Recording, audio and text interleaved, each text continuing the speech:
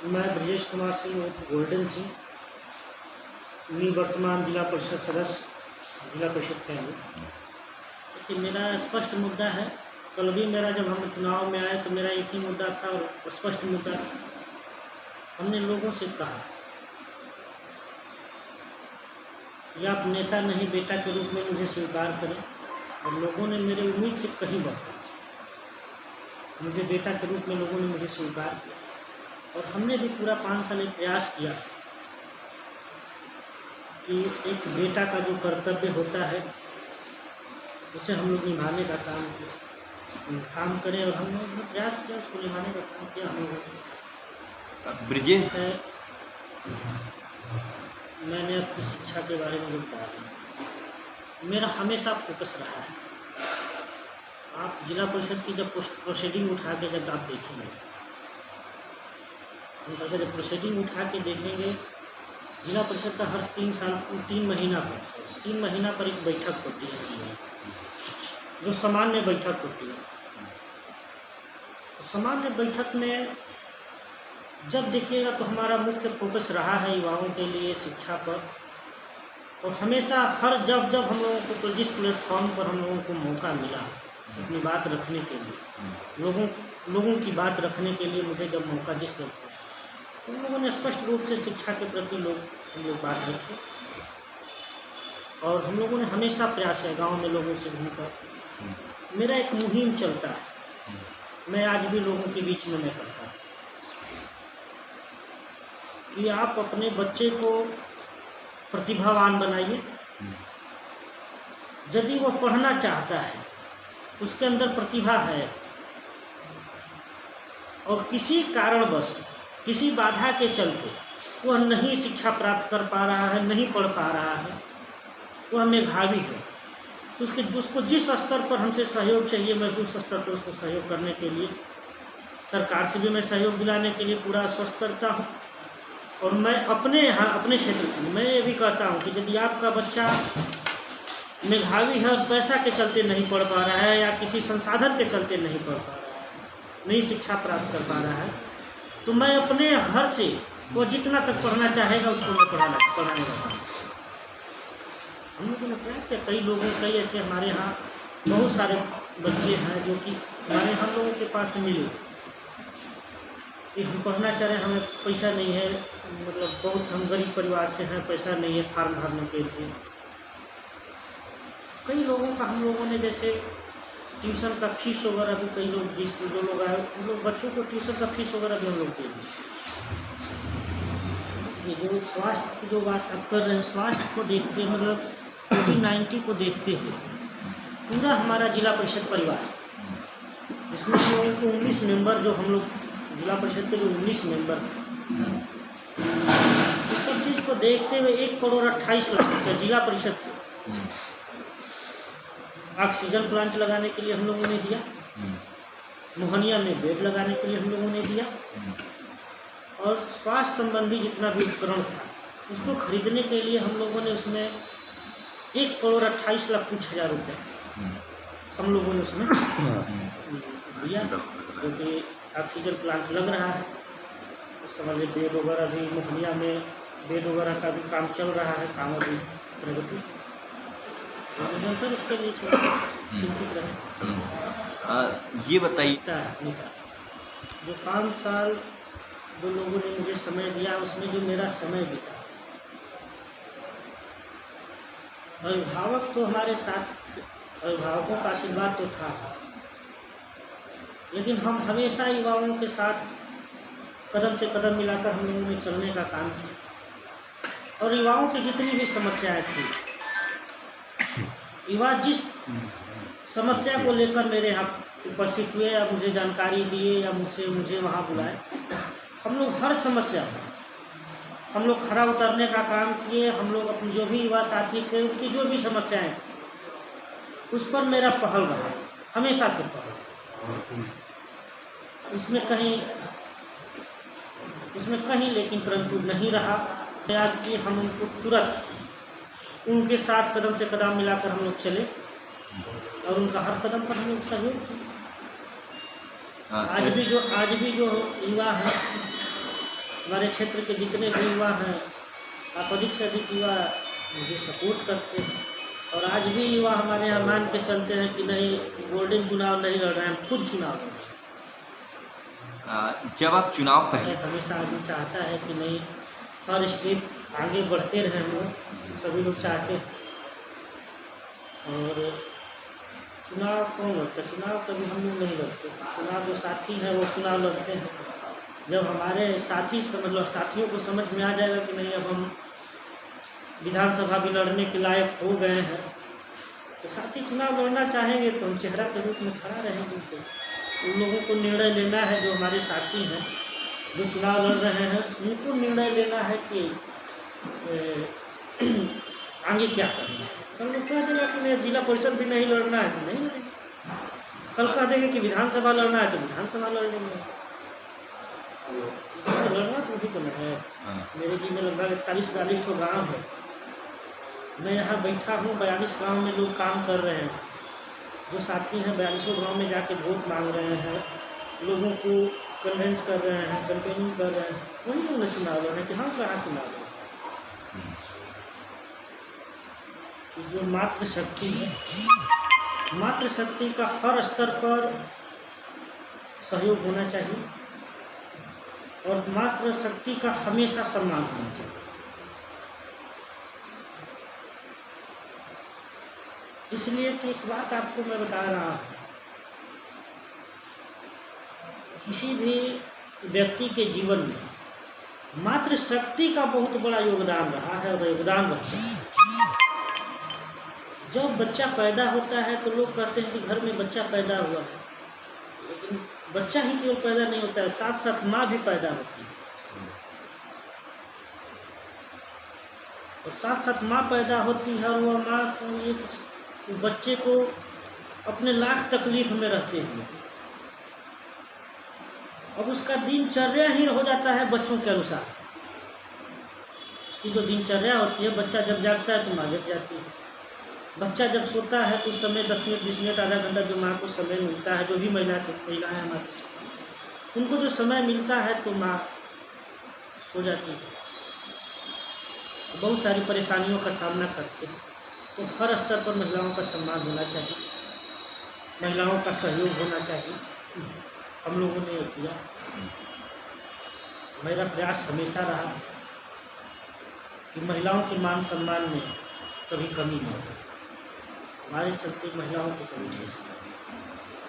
आत्मनिर्भर भारत को किस तरह से आप सोच रखते हैं? क्योंकि आत्मनिर्भर से ही आप एक मील लगाए हुए हैं और किसी को आप एक वर्क दे रहे हैं। आत्मनिर्भर का ही एक कदम है आपके तरफ। क्या आप सोच रखते हैं उसके प्रति? फिर कोशिश करिए। हम तो चाहते हैं हमेशा कि आत्मनिर्भर भारत हो हमारा, सभी युवाओं को रोजगार मिले। हम लोग तो चाहते हैं कि हमारे यहाँ सभी अधिक से अधिक युवा रोजगार देने वाले हैं,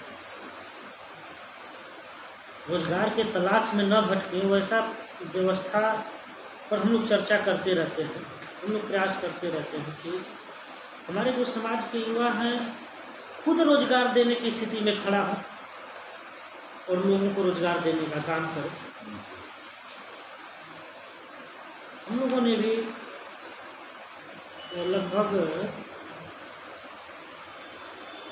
20 साल 23 साल की उम्र में हम लोगों ने व्यवसाय 23-24 साल की उम्र में हम लोगों ने व्यवसाय शुरू किया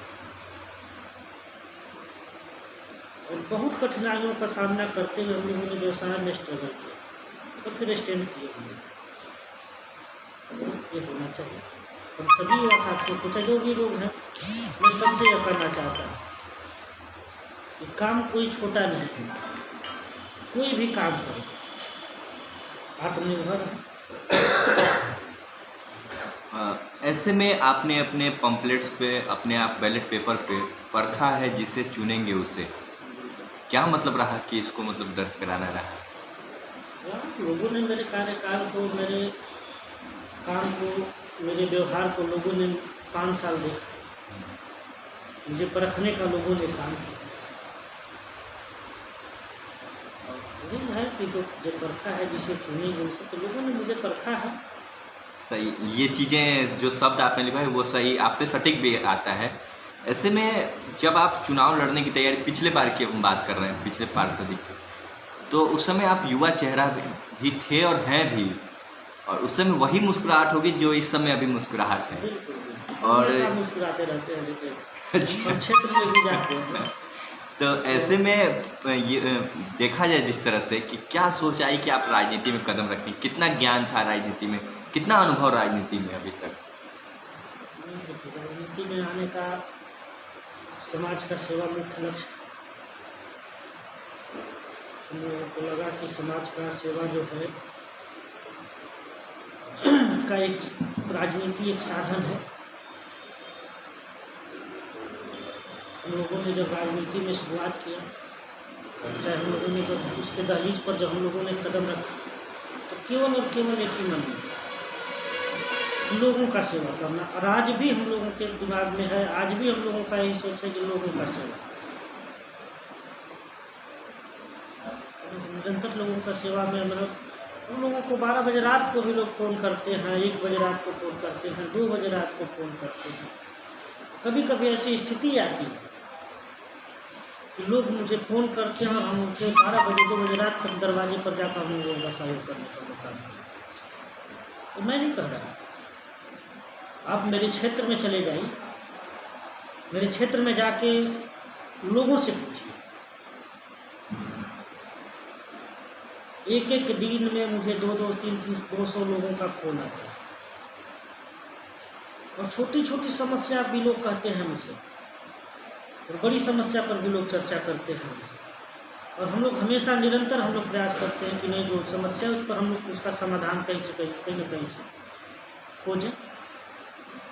हम लोगों को तो ऐसी समस्या के लिए फ़ोन आता है कि आपके मतलब इस माइक और इसके सामने मैं नहीं कह सकता। चलिए, हमारे चैनल में साझा नहीं कर सकते हैं, लेकिन पर्सनली हमसे साझा कर सकते हैं। चलिए, सबसे पहले हाँ, सबसे पहले ये चीज़ें आपने लिखा है, सुयोग्य कर्मठ जुझारू, इसका जनता को इसके बारे में थोड़ा सा समझाएंगे, क्या इसका मतलब हुआ, लिखने का मतलब?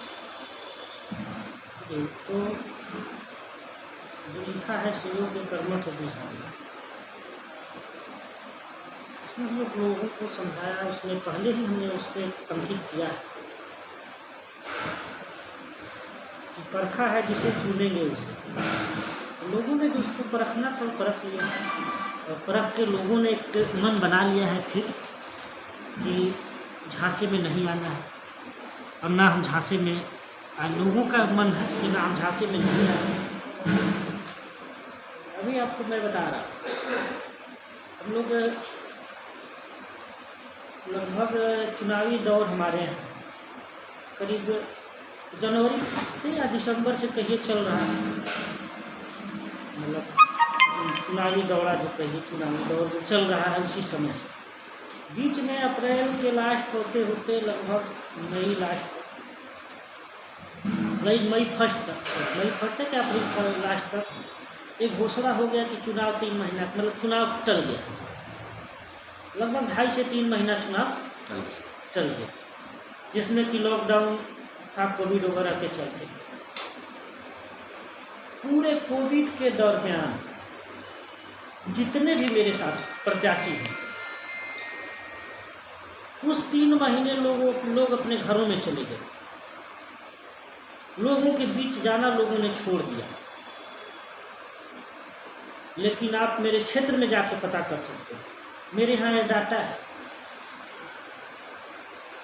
कि पर डे दोनों लॉकडाउन था, एक नहीं दोनों लॉकडाउन की मैं बात कर रहा हूँ, इसमें तो मैं कहीं कर ही रहा हूँ।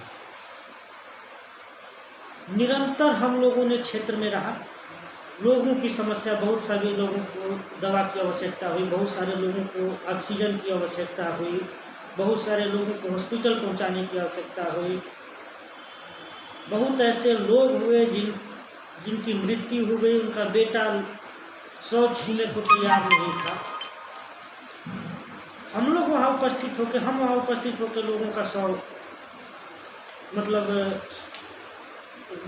वहाँ तक पहुँचाया, जलवाने वगैरह का जो भी उसमें सहयोग था, हम लोगों ने निरंतर लोगों का जनता खुद समझ रही है।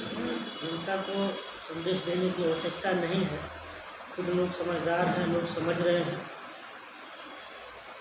आज जो स्थिति लोगों को समझ में आया, वही जो बीच में 3 महीना जो गैप मिला, लोगों के समझ में आया कि जो लोग 3 महीना मेरा साथ नहीं दे सकते तो 5 साल मेरा क्या साथ देंगे। रहना चाहिए था ना लोगों के बीच में। 3 महीना जब कोविड आ गया तो लोगों को कोविड से मतलब नहीं था, उन लोगों को केवल मतलब था कि चुनाव टल गया, चुनाव आएगा तो फिर हम आएंगे। मैं दावे के साथ कहता हूं कि अभी 24 तारीख को इलेक्शन है, कल कहीं किसी कारण बस घोषणा हो जाता है कि नहीं 4 महीने के लिए चुनाव टाल दिया गया, क्षेत्र में एक प्रत्याशी दिखेंगे, कौन से कहिए एक प्रत्याशी नहीं दिखेंगे क्षेत्र में। ऐसा होना संभव नहीं है कि चुनाव टल जाए, लेकिन किसी आकस्मिक कारण से यदि चुनाव टल जाता है 2 महीना 3 महीना, तो मैं दावे के साथ डंके के चोट पर मैं कहता हूँ कि सभी प्रत्याशी समझ लीजिए कि यहाँ से चले, फिर चुनाव आएगा, फिर घोषणा हो जाएगा कि नहीं चुनाव शुरू, तो फिर सब लोगों दौड़ लगाना शुरू कर देंगे। ऐसा क्या बात है भाई? आज जितने स्थिति में जितने तेजी से आज लोग जाके दरवाजे पर मुकाम दे रहे हैं, मिल रहे हैं, क्या दिक्कत है? चुनाव टल गया तो हो सकता है कोई चुनाव जीत गए, कोई चुनाव हार जीत तो बात की चीज है, तो संबंध खत्म हो जाएगा क्या? लोगों से मिलना जुलना छोड़ देने क्या? संबंध जुड़ा है, संबंध दिल से संबंध जुड़ा है, इसलिए कि लोगों ने मुझे बेटा माना है, और एक बेटा का कर्तव्य है कि हर सुख दुख में लोगों का साथ है। और हम लोगों ने प्रयास किया, हम लोग हमेशा प्रयास करते हैं। चल जाए चुनाव, जो भी हो उससे हम लोगों को कोई फर्क नहीं पड़ता। लोगों की चाहत रहती है, लोग मुझे याद करते हैं, नहीं भी याद करते हैं। सुख में लोगों को याद करने पर हम लोग उपस्थित होते हैं, और दुख में हमें पता चलता है तो हम लोग उपस्थित होते हैं। लोगों का कदम से कदम मिलाकर